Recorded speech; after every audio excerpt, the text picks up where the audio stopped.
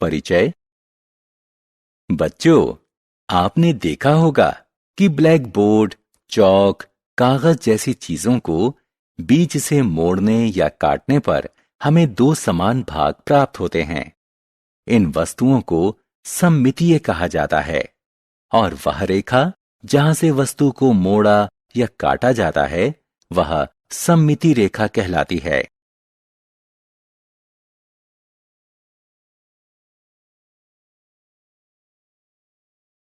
उद्देश्य। इस पाठ के अंत में आप निम्न करने में सक्षम हो जाएंगे: सममितीय वस्तुओं को परिभाषित करना, सममिति रेखा को परिभाषित करना, विभिन्न आकृतियों में सममिति रेखाओं की संख्या ज्ञात करना, सममिति रेखा के रूप में दर्पण रेखा की व्याख्या करना, दैनिक जीवन में सममिति के अनुप्रयोग का पुनरावलोकन।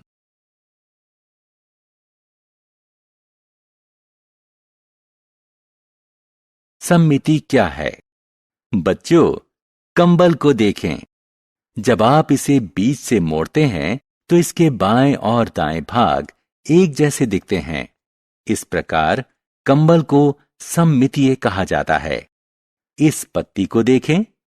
पत्ती को मोड़ने पर इसके दो भाग एक दूसरे के समान दिखते हैं। इस प्रकार यह सममितीय है। सममिति रेखा। छुई मुई के पौधों की पत्तियों को देखें। जब आप इन्हें छूते हैं तो ये दो भागों में मुड़ जाती हैं। क्या आप देख सकते हैं कि ये दोनों भाग एक जैसे दिखते हैं? वह विशिष्ट रेखा जहां से पत्तियां मुड़ी हुई हैं, वह सममिति रेखा कहलाती है। इस पग में भी एक सममिति रेखा है, जहां से ये दो समान भागों में मुड़ा हुआ है।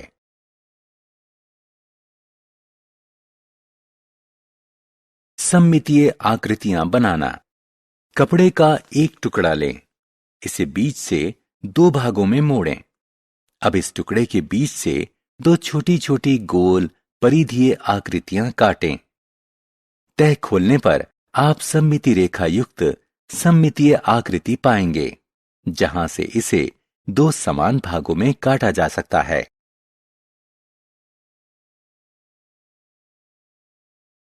दो सममिति रेखाओं वाली आकृतियां। मनु और मृणाल के पास एक आयताकार केक है। दोनों इसे दो बराबर बराबर भागों में बांटना चाहती हैं। केक को दो प्रकार से बराबर बराबर भागों में बांटा जा सकता है। क्या आप जानना चाहते हैं ऐसा कैसे हो सकता है? आइए पता लगाएं। केक को क्षैतिजिक रूप से बांटा जा सकता है, जिससे इसके दो भाग समान दिखेंगे। इसे ऊर्ध्वाधर रूप से भी दो समान भागों में बांटा जा सकता है। इस तरह हम कह सकते हैं कि आयत में दो सममिति रेखाएं होती हैं। अनेक सममिति रेखाओं वाली आकृतियां। आर्ची के पास दो लंच बॉक्स हैं। एक में तीन सममिति रेखाएं हैं। उसे ये बॉक्स पसंद नहीं है और उसने इस बॉक्स को अलग रख दिया है। उसने दूसरा वाला बॉक्स लिया है। आइए देखें। अरे, इस बॉक्स में चार सममिति रेखाएं हैं। बच्चों, इस सुंदर तारे को देखें। आप देख सकते हैं कि तारे में 5 सममिति रेखाएं हैं। इस आकृति को देखें और बताएं कि इसमें कितनी सममिति रेखाएं हैं। इसमें 6 सममिति रेखाएं हैं। ज्यामितीय आकृतियों में सममिति। आयत में 2 सममिति रेखाएं होती हैं, लेकिन वर्ग में 4 होती हैं। वृत्त में अनंत सममिति रेखाएं होती हैं। परावर्तन और सममिति। छात्रों, आपने अवश्य ध्यान दिया होगा कि जब आप दर्पण के सामने खड़े होते हैं, आप और आपका प्रतिबिंब एक समान होते हैं। बना हुआ चित्र उस वस्तु का उसी रेखा में परावर्तन के कारण बना हुआ प्रतिबिंब होता है। ध्यान दें कि लंबाई और कोणों में कोई अंतर नहीं होता है। हालांकि प्रतिबिंब में वस्तु का बायां भाग दाईं ओर होता है और दायां भाग बाईं ओर होता है।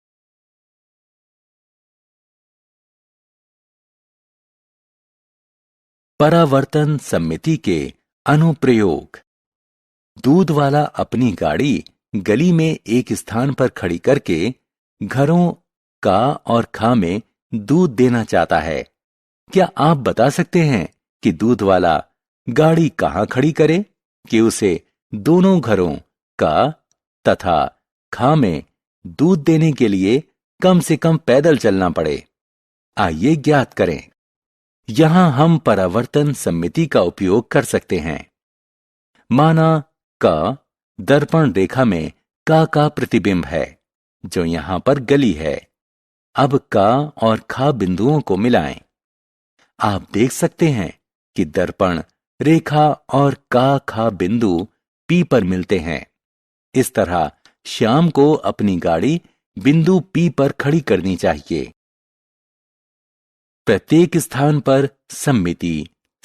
बच्चों, आपको जानकर आश्चर्य होगा कि सममिति हमारे दैनिक जीवन का एक अंग है, क्योंकि इसका इस्तेमाल कला, वास्तुशिल्प, टेक्सटाइल, टेक्नोलॉजी, वस्त्रों तथा आकृतियां तथा रंगोली बनाने इत्यादि में किया जाता है।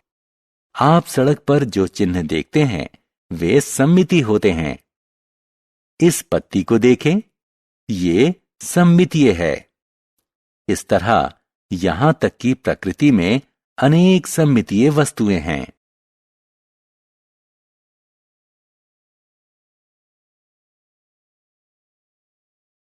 सारांश।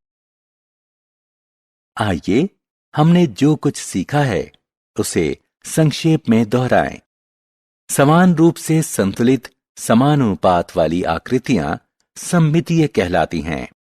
जिस रेखा से आकृति को इस प्रकार मोड़ा जा सकता है कि उसके दो बराबर बराबर भाग हो जाएं, सममिति रेखा कहलाती है। सममितीय आकृति में एक, दो या अनेक सममितीय रेखाएं हो सकती हैं।